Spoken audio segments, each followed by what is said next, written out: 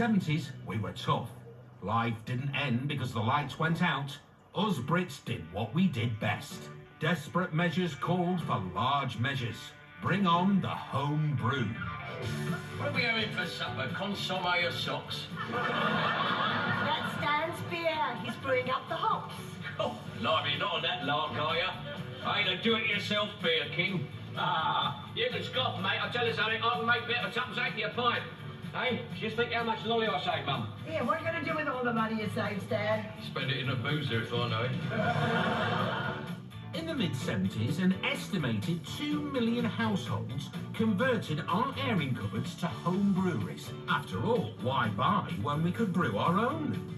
More and more people, mostly middle class, believe that with the kitchen sink and the airing cupboard, they can take on the big brewers and do better.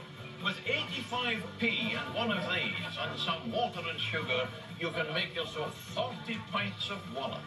For the big brewers and the kit boys, brew it yourself is becoming a battle cry.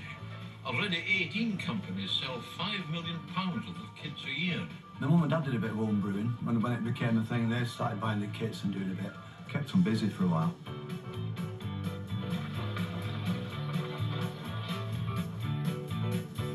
Home brewed beer.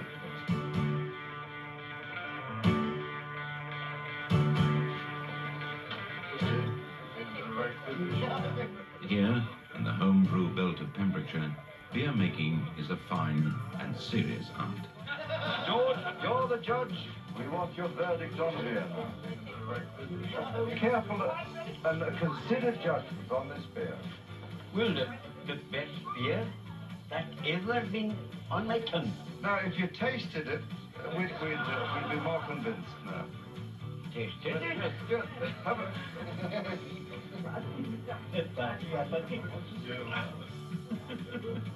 Unbeatable. 72 gravity. I've overcome.